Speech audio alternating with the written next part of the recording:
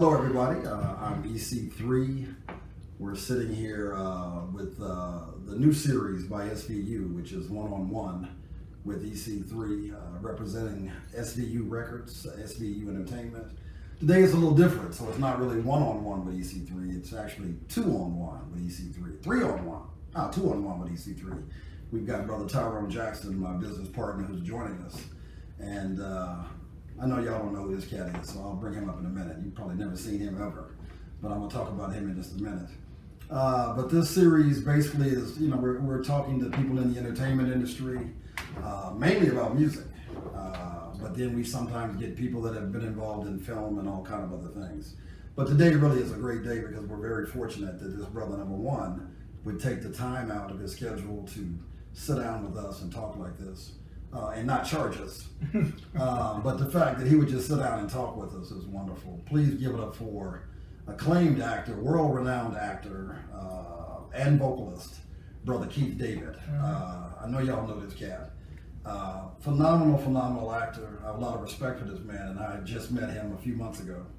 He just had a great show in Atlanta, sold out 4 shows, if I'm right. Is that right, Tyrone? Yeah. Sold out four shows. They wouldn't even let me in. I tried to get in, and he said, no, I couldn't get in, so I had to wait till the next time. But he had people wrapped around the building, a great show. So again, this brother is known for his acting more than anything, and you've seen him in a bunch of films. We were just talking about that. So Keith, welcome. Thank you. We're in it. No, I'm going to say where we are. I'm so turned around. I'm traveling somewhere. We're in Atlanta.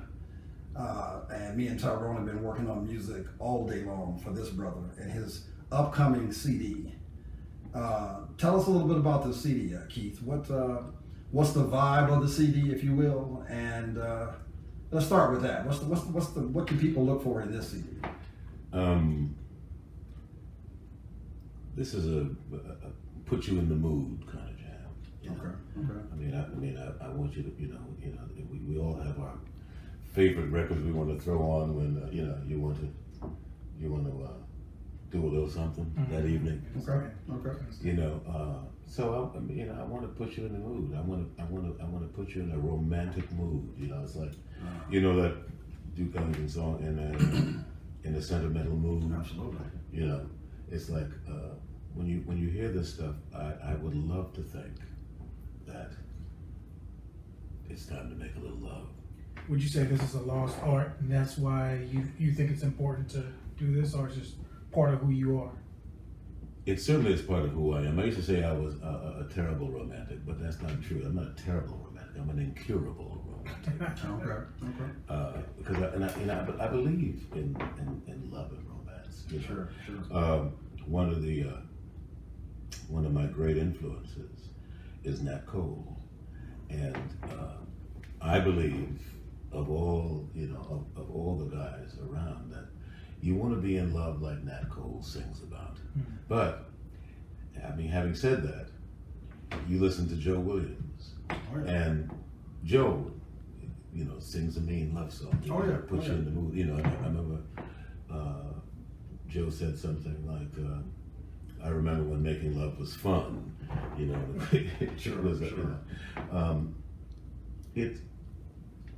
The lost art is, everybody wants to get to it these days, but yes, we want to get to it, but don't you want to stay with it? Right.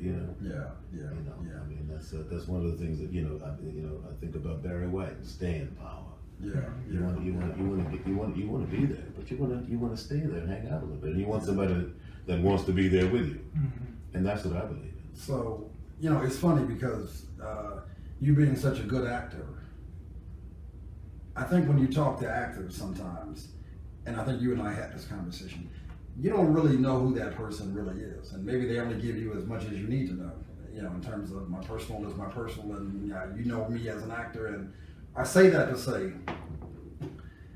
if we had to know, and I say this for the music, so that people that are going to buy your album, and I know they're going to buy it like crazy because they love your voice, and every time I've mentioned to, especially a female, that I'm doing Keith David's record, it's always the goo goo gaga. Oh no, I'm like, what's all that? What's? Oh no, it's just the way he speaks. I'm just like, what about the way I speak? You're gonna be a part of it. Don't worry. Okay, I understand what you're saying. I'm just saying, I don't have, but who is the real Keith David? That's what I like, man. I mean, because we don't,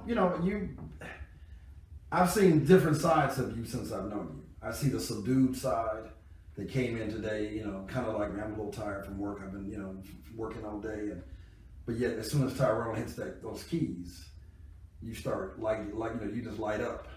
And then your voice changed today. Not that you were trying to push it or anything, but I heard those subtleties that were so beautiful. When then I've heard you blasting, not on purpose, but you have that voice that does that. Very resonant. Yeah, very much so. But I mean, just who is I mean, are we getting the real Keith? Is this? I think so. I mean, if you, it's like it's in a different context. Martin Luther King said, "How do you want to be?" When they asked him how you want to be remembered, he said, I want somebody to say that Martin Luther King tried to love somebody. I want you to know that Keith David tried to love somebody. Now, I have a magnificent wife who I've been with for 21 years, and 21 years. And I love her to life. I know you do. And this record is dedicated to her, and what she means to me, and, Right. And she inspires.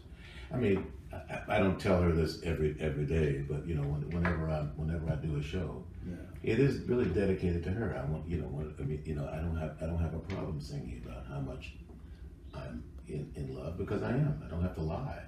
Right. I don't have to pretend. And you don't listen when you're an actor or a singer.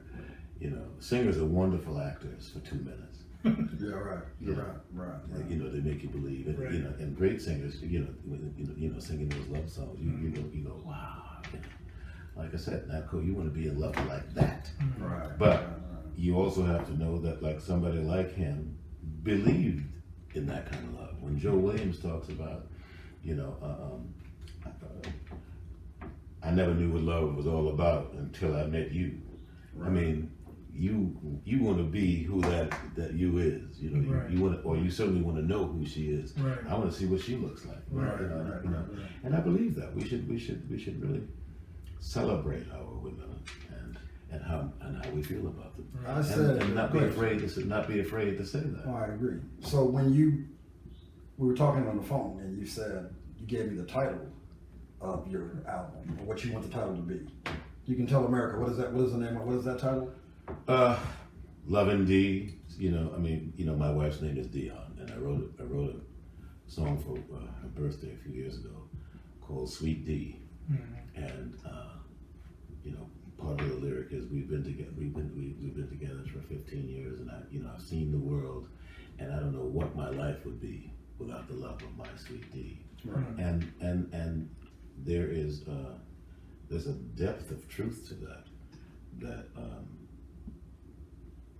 I don't even feel like I have to explain, but there's nothing to explain. I mean, my life would be markedly different and not as full. I guess there might have been somebody somewhere who I'd be able to get along with, but Truly your soulmate. But truly my soulmate, because there's no one who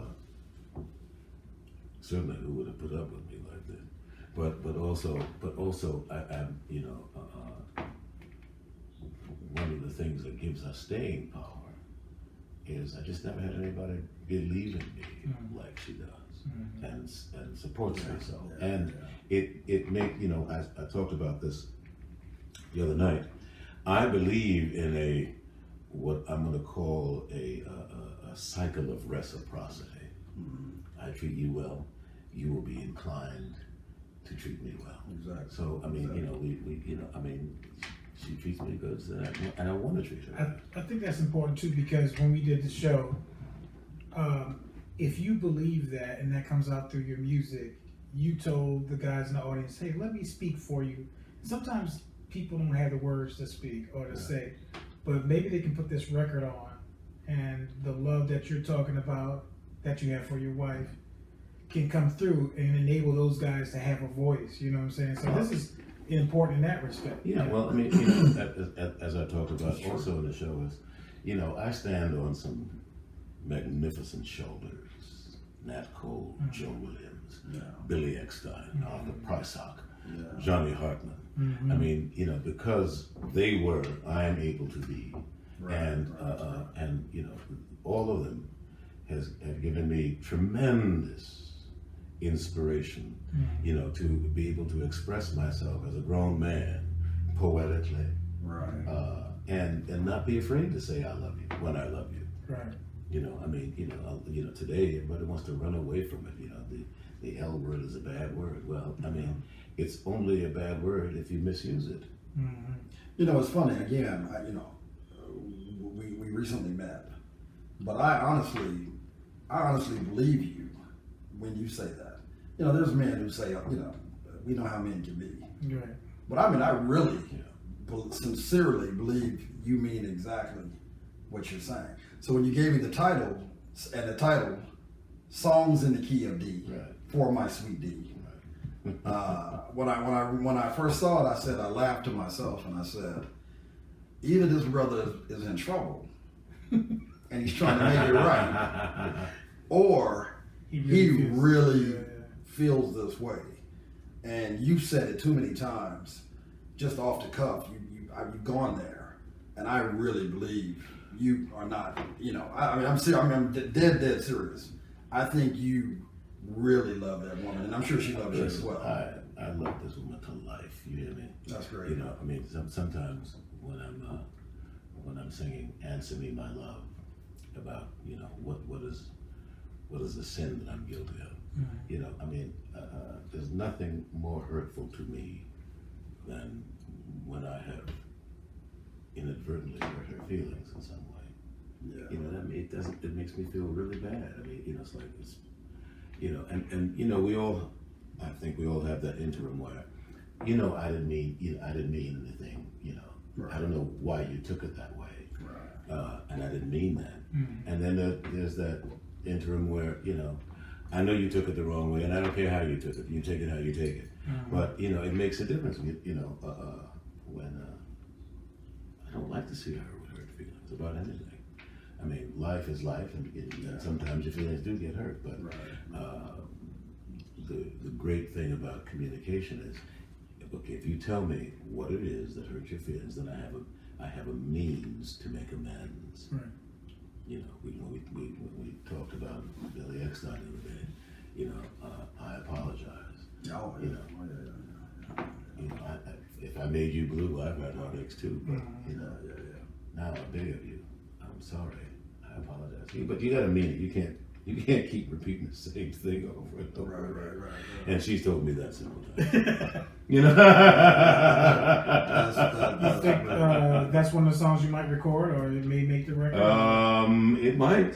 Okay. It just might, because again, in the spirit of homage, like I said, there's so many wonderful shoulders that I stand on, and there's no in the Great American Songbook, there is no want for great songs, and they some of them say some really great, poignant, everlasting things. Yeah. Well, it's a testament to how prolific this brother is. We were working together on a show, and we must have a list of 40, 50 tunes that we had to whittle down. It was a hard thing because he was passionate about all of them, but we had to try it. And I gotta say, I don't know if it's theater, but it's a tribute to his work ethic, and I see why he's so successful as an actor in life, is because of the time that he puts in and that he cherishes the process. Whether it's hashing something out, we've hashed out stuff and worked on it, and it doesn't faze him because it's like, I'm enjoying this process. And too many people, when it gets hard, if they're practicing or doing something, they stop. And not with this brother right here. If it's hard, he runs to it and says, well, how I'm going to deal with this situation. Right. And so I can imagine how it is with you being an actor. Your success is got to be correlated to the work that you put in. You see the final product, Right. that has polish. You know, somebody, you know, the producer has been colorized. It's been chopped up, and everybody's had their input in it. But it's the process. How did you get there? Right. How we got there? And that's, for me, that's how you are then able to say it again, because you've been through something Right. to be able to express. Right. So for the fans out there, there's a lot of people that just like you, and I think a lot of people now are really getting to know your vocal side, and that's starting to even, you know, the visibility of that, I think, is starting to increase, which is great. So half those names that you named when you say Billy Eckstein and Joe Williams, you know, a lot of people have no idea who those people are. Well, I hope that in this process, Right, that stops. Yes, Because we need to know who these men are. that's right. And great women, you know, That's right. Sarah Vaughan, Shirley Horn, Oh yes. Carmen McRae. Yes, I mean, yes, oh yeah. my God. Yeah. I mean, A lot of people. lot of I asked people. Tyrone. I asked him because, again, Tyrone is my man's musical director. So I wasn't a part of the actual concert. He told me I need to practice a little more, and then I could be on his stage with him. So, no, just kidding. But I am going to actually play on his record. But so I asked Tyrone. I said, "What was you gauged the audience age-wise? Where were they at?" He said, well, "Pretty much middle-aged is what I would say." It's really unfortunate how a lot of people don't know about these great people that you talked about. I played with Joe Williams. You know, I did 2 shows with him at the Four Queens in Las Vegas. But a lot of people don't know those names, you know. And the good part is, Tyrone told me, he goes, man, those people were feeling it. The audience was dead in on him, and, you know, they loved it. They loved his singing. So that's a good thing, see, because now we're kind of tricking them into learning who these people are. They like you as an actor, love you as an actor. Now they come out, and now you're blowing these songs away. So they're like, I don't care who wrote it. I don't care. I'm loving what he's doing with it. So that's the first step in getting them to go out and buy and look up and see who Joe Williams is. Well, you have to go out there. I'm not old school. Get on the computer and see who Joe Williams is, and, you know, and find those kind of people. Well, I mean, and again, the great thing about, you know, the American Songbook, back in those days, everybody sang everything. Yeah. Like you can get Johnny Mathis singing it, you can get Perry Como singing it, you get Bing Crosby singing it, and each of them has a different value. I mean, another guy who, you know, who I love, we haven't touched him yet. Okay. But was I singing it to you today? Like the next time we do it, I might want to add the second time around. Love is lovely every second time around. Oh yeah. Oh, that's a great time. Oh, yeah, It's a great time. That's a great time. Sinatra's got a great version. Sure. But you gotta hear Brooke Benton do it. You sent me that. I mean, that thing, Yeah. that thing is so lovely. Have to check You know. that one out. You know what I'm dying to hear you do, man. We're not gonna do it, I know, but well, not maybe, well, not right now, but man, and I just got hip to it. I really actually just got hip to a lot of this cat's tunes, man. But Hello Like Before. Oh, Bill Withers. That has knocked me Right. out, man. Yeah, did you hear John's version? Of course, Lucien? Jean Lucien. It's a matter, not only did I hear Jean Lucien's version, I looped it. Yeah. And I'm serious. I probably listened to it for a good 30 or 40 minutes, just over Yeah. and over and over. Because that romantic kind of thing, man, that just paints the picture. That's a beautiful story, man. It's a beautiful story. It almost made me a little, to be honest, really, a little emotional when I first heard it. It was like, I am so serious. Don't start, man. Don't start. I'm really serious. Just because I play drums doesn't mean I'm not an emotional cat. I really did. I mean, it's really just beautiful, man. Yeah. And I know what you would do with that. And you do some Jean Lucien anyway. Oh, yeah. Yeah. So is there a chance people might be able to hear some Jean Lucien on the album? Absolutely. Is that a possibility? That's a probability. Oh. You have to have the right voice for John Lucien too. You can't. No, just everybody can't do that. No. So his voice would be perfect. He's like, he would kill that. But you know, and I said in the show the other night, you know, I met John, Right. and what a beautiful spirit, man. What a great cat.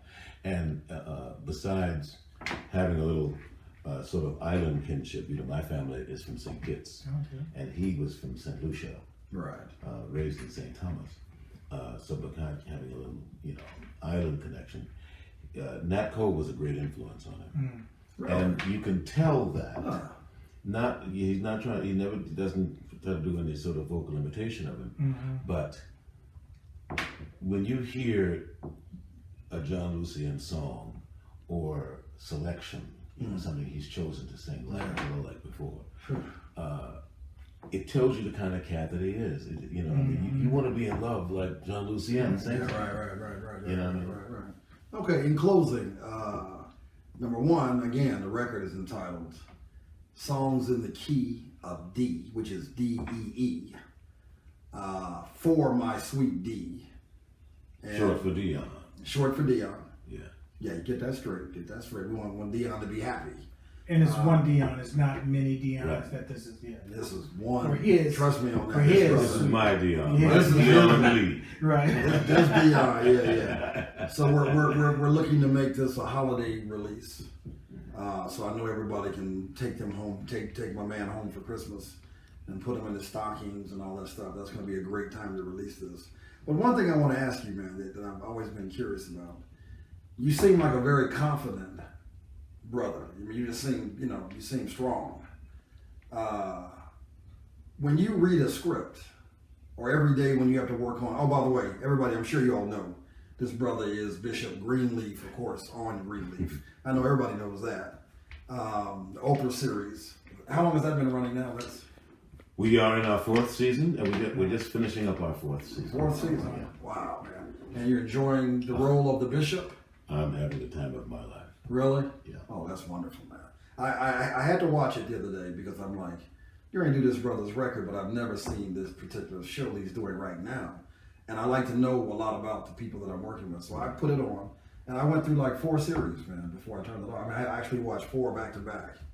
And it was really, really interesting, man. And I'm already seeing these leading tones on where a lot of sub stories are going. And it makes you want to come back against, I got to see where this went. And I can't wait. That's the point. I went all the way back to season 1. Right. So I've got a lot of watching to do, man. But the difference in learning a script, like your weekly, I don't know how that works, but your weekly recording or whatever, versus singing a song, preparing to go out on stage and learn music. What's the difference? I mean, I have to, remember. I had two of my most prolific and strongest voice teachers always used to say, it's the word. You have to, it's about the word. Tell the story, paint the picture. Yeah. And that's it's extremely important. Sometimes I you get so, especially if I haven't sung for a long time, and you get so concerned about trying to make good sounds that the story goes nowhere. Yeah. I mean, you wouldn't put Billie Holiday on the stage at the Met, but you want to be wherever it is that she's singing because she there's something about the soul of what she's communicating. Right. I mean, Louis, who's got Louis Armstrong has got some signature songs that no matter who else sings it, you remember that. That's right. Because I mean, whatever. I mean, I don't even know how to describe the quality of his voice. And it's not the greatest quality, but what he sings and how he phrases. Oh, the phrasing and the story that he tells, you kind of go. That Ella and Louis. Oh gosh. Yeah. That's Yeah. I mean, it's monstrous. Yeah. Right. It's But Louis Armstrong was so real. It was just real, raw. Mm-hmm. It was just raw with him, and you could, and he had that voice, man. He's got. I listened to an interview with Al Jarreau a few years ago, and somebody was asking him, "How did you come up with your style? Like nobody sounds like you." Like how? And Jarreau said something that I thought was profound. He said, "Every singer has a fingerprint." and every fingerprint, just like on the human body, there's no two fingerprints that match. It's all different, and that's just happened to be what he was born with. That's his fingerprint. And I never looked at it like that. He said, I never tried to sound like anybody else. I didn't. He said, as a kid, this is what was coming out. He was making sounds as a kid, emulating different instruments and all that kind of stuff, you know. So I thought that was interesting, man. And you have a unique sound in your voice, and it makes sense when you say, I know you studied at Juilliard. It's interesting though that you say you learn to articulate the words and really say the words, and so when you sing, it's very clear what you're saying. You know exactly what that story is that you're telling. Well, again, you know, one of the distinguishing factors of Joe Williams, for example, you know, he said, his style of singing was called city blues, as opposed to the country blues and the gut bucket blues. And he couldn't identify with those, no shoes, dust under my feet kind of thing. He said he felt like an imposter if he tried to sing like that. But once he heard Big Joe Turner, he said, now that's something that I can bring to innovation, because when Big Joe Turner sang, he just a big guy standing up there belting the blues, but you understood what he was talking about, and you understood emotionally what he was talking about. Right. And that's very important to me. I mean, I want you to hear and understand what I'm saying. Don't get it mixed up. So when you're reading a script, is it verbatim? I mean, do you literally have to? That's why we have playwrights and composers. I mean, and even when you're improvising a melody, the composer, I had another wonderful MD who said, and sometimes I'd sing an original tune. He said, listen, sing what I wrote first, and then you can start doing all that other stuff. Because the composer wants to hear that. We totally understand that. You want to hear that. Now, after that, then the listener can go with you wherever you want to go. Okay. But mostly probably what attracted you to the tune to begin with was what was there, what the man wrote, what the woman wrote. You have to give that the respect that it deserves. Somebody took the time to write these words. Somebody took the time to write these melodies. And agonize, and agonize. And you're gonna just change it up. That's right. So to change it up arbitrarily, I mean that's there's a kind of disrespect in that. Gotcha. Now once you've established the melody, now we know what it is. Now you can go and have some fun, and come back. Last question, do you get just as much enjoyment out of singing, performing, especially since you just came off stage, as you do acting? Oh, absolutely. I mean, when I was, I went to the high school of performing arts, and in where? In New York City. Okay. And there was the High School of Music and Art, and I was actually in performing arts studying acting for 2 years before my aunt and one of my grandmothers, realized that he's studying acting. I thought he was going to music and art being a singer, because I started out being a singer. You started off singing. I started out singing, and then, but I never knew what I wanted to do more. If I spent, I had to spend a lot of years studying acting, and I, couldn't always get to my singing lessons or have a singing gig, and that was hard. I mean, it was necessary. Well, the era that you came up in, you couldn't be a specialist.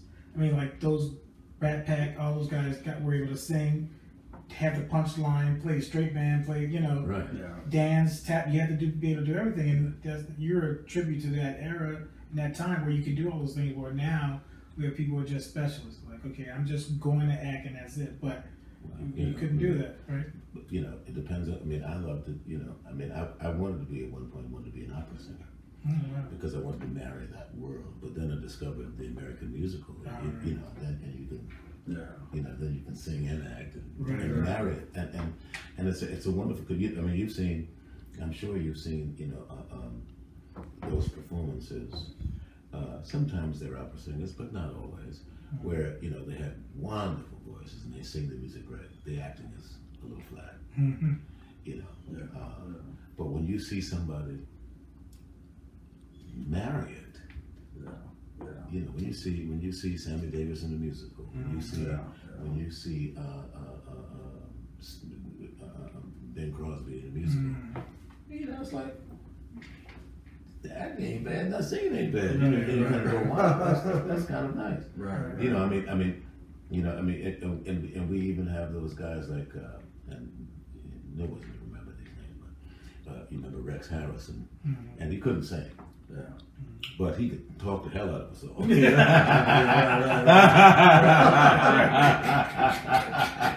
Right. Okay. So in closing, it's funny. The Bishop, right, Greenleaf, his record, he's told us, is going to prepare you for a romantic evening. It's going to ignite the evening for romance, and he's all about. The Bishop is all about romance, and actually not the Bishop. Keith David is all about romance, and he's a very fortunate man, and to have a beautiful wife that loves him, that he loves, and we know that, so that's a given. She's in a good place. This record is being dedicated to her. Again, and the title of his record is Songs in the Key of D. That's D-E-E, short for Dion. For My Sweet D.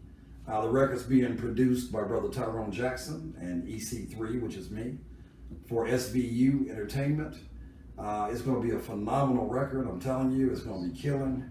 We have been already putting the time in already. We're excited. We're gonna do this record in Springfield, Virginia.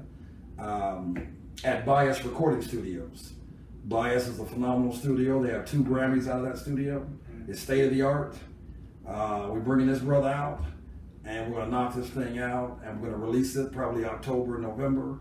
Y'all get ready for it. Give it up for the actor once again, Brother Keith David, Mr. Tyrone Jackson sitting here. I'm EC3 for One-on-One with EC3 for SVU. Everything in threes. But take care of America, and we're out.